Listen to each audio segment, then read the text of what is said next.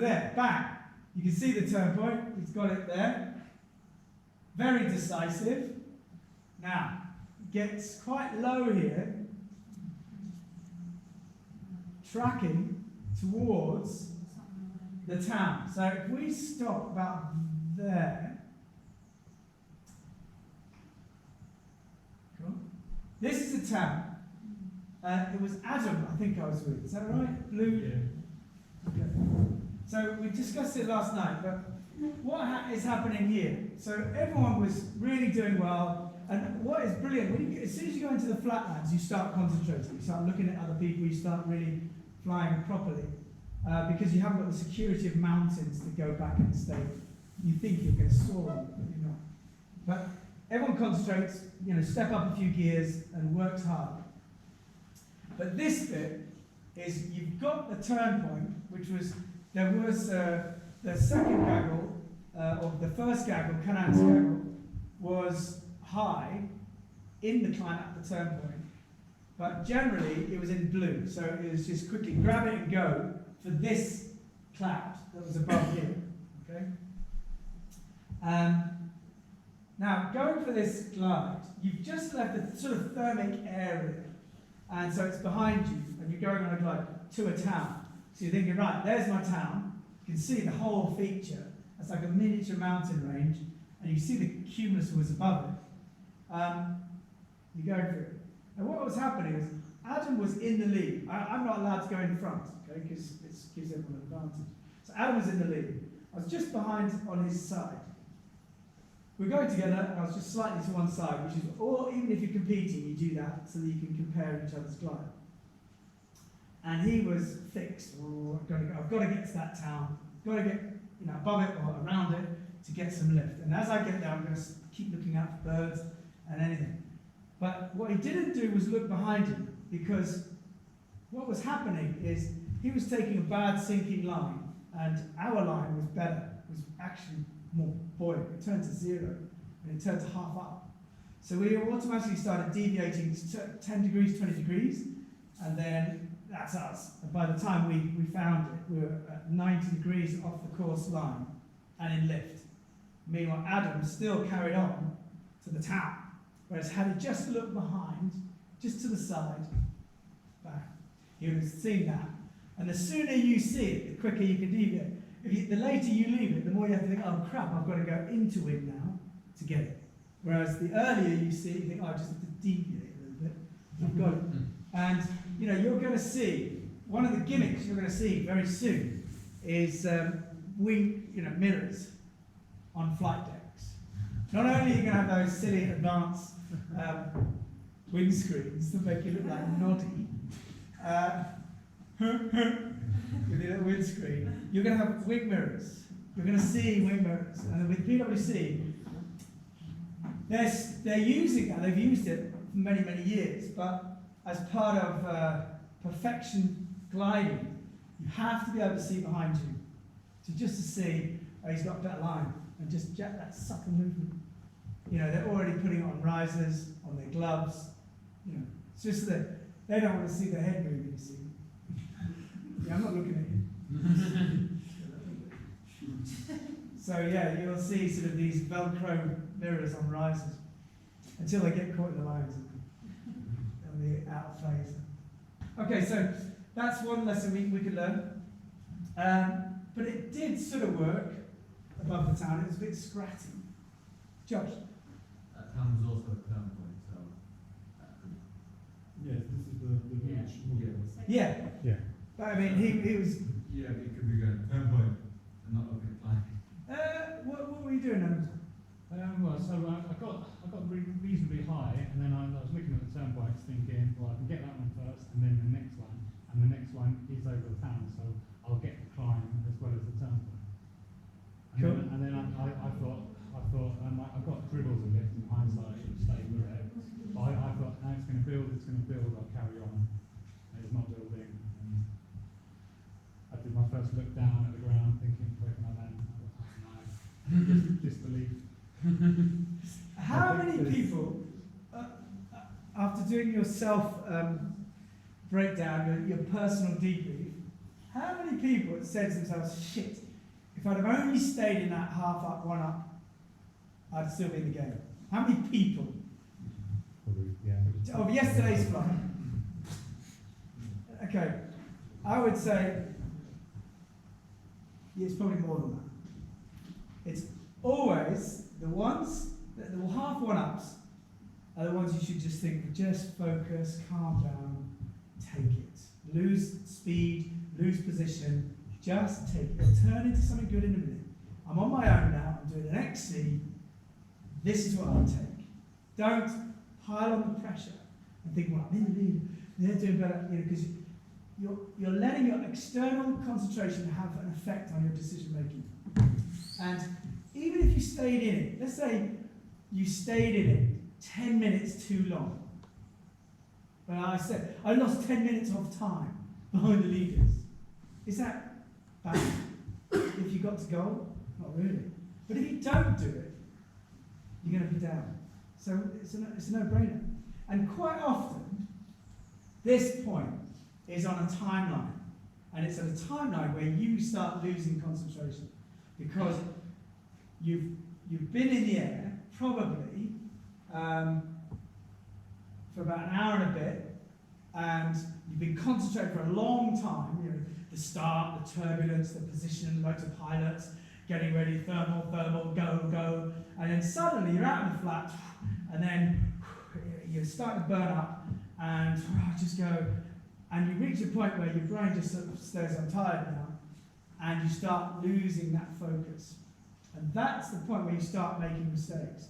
So you've got to, one, learn where that point is, and two, it's a cognitive thing where you have to say, right, it's coming, I'm going to have a drink before the time, not at the time, because it's 10 minutes after that any sugars will go into your system, or any benefit from the fluids you've just taken. So you have to start thinking, right, when I'm still all right, still racing, I will drink earlier than I think I should, because that'll help me later.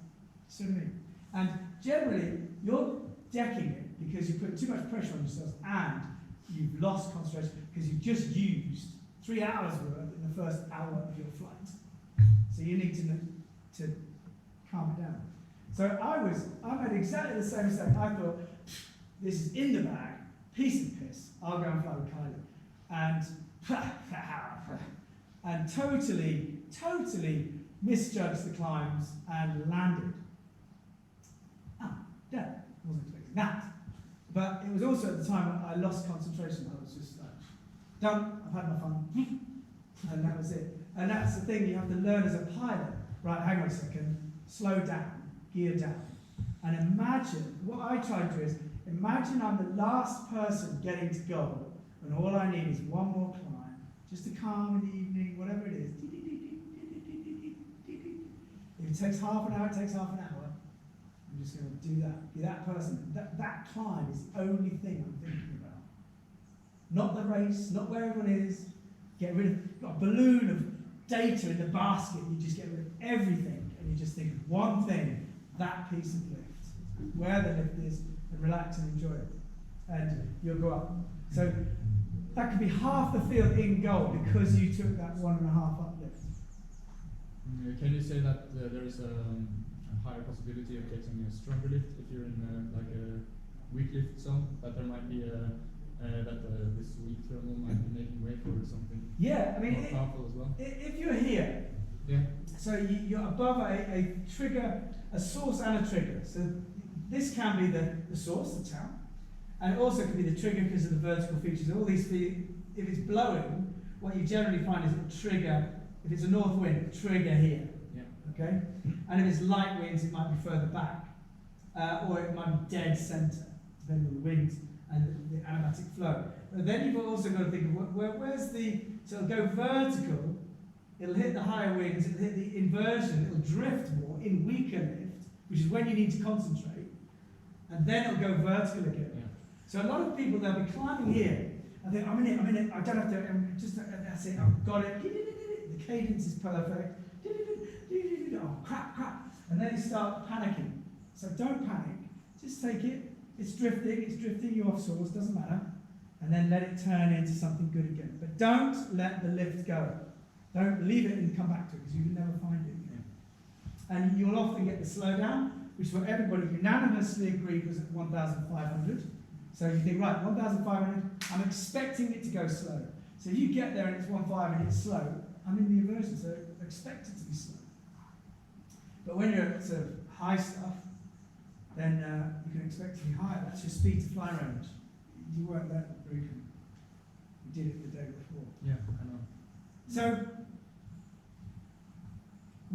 if we carry on playing, because I thought you got low here, Josh. I did, after the town. After the time. Other side of it. But the count didn't work. The town, yeah, of course it will work No, in it cycles. It did nothing. I didn't. No, it was before the town. It was. Yeah, well, that's before the town. I know. So that would be the trigger before the town. So this is now going down the main road. We've got the old factory. We've got that fantastic old. This is this sort of oil refinery place. We were stuck in that little refining thing for forever. Slow climb. That's why you're Well, trying to Kylie and I, we were in that climb there, the swamp, climbing out of the swamp. So you can see, look at the thermaling now. That thermaling is searching, and it's more defined.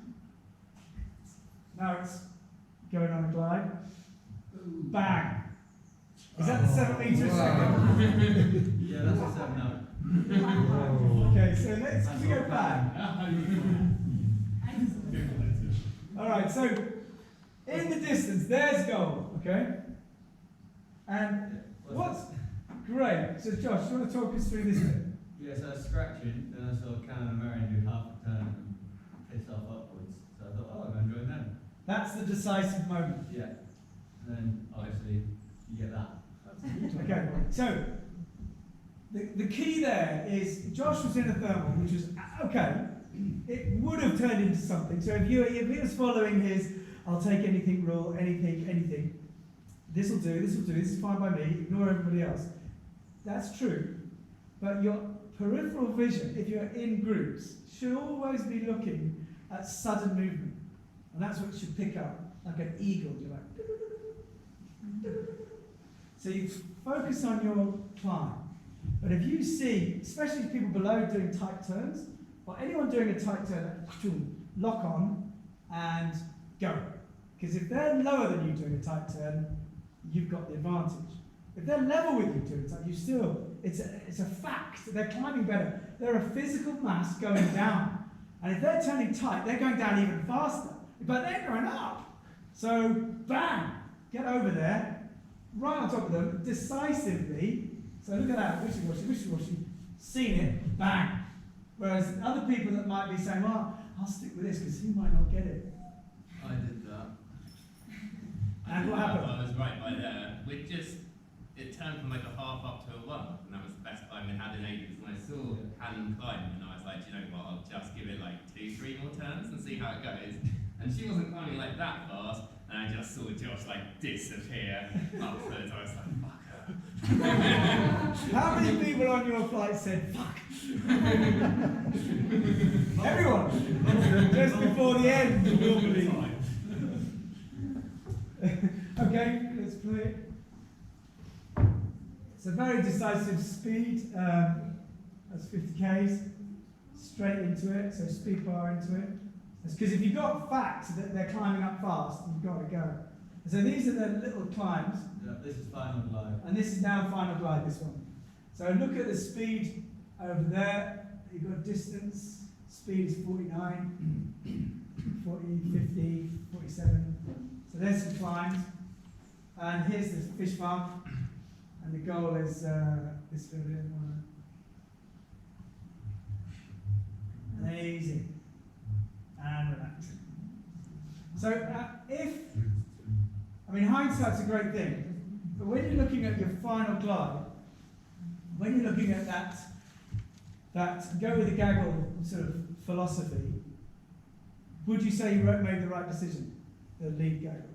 Yeah, I had no signs of what we set off. They formed as we left, so. But we did have clouds. Yeah. Like there was blue, but there was clouds. Even if we got low, we You could divert. yeah. And- But I didn't want to go back into the mountain.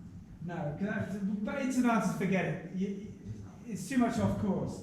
And the distance between the last high climb and goal was 10 Ks. was it 10? Was it as much as 10? Less than that, but Yeah. So let's say it's about 10 or 8 Ks. Downwind, the wind was getting more northerly, right? Yeah. And it was all blue, so it's quite buoyant. So you're not expecting big lift, maybe, because it's blue and inverted. It might go better, but you're also not expecting big sink either. It's quite stable. So your calculator is quite accurate. How do you know it's not big sink? I mean, if it's blue, it could just be a massive hole of sink. Right? It could be, but it's unlikely. You haven't experienced before. Big sink, and it's blue. So you're not dealing with big ups and downs. On my final guide, I had a stable sink of -1.9. 1.9 down. Yeah. Okay. Did you deviate 20 degrees either side? I had 4 to 1. 4 to 1. We had way too much data.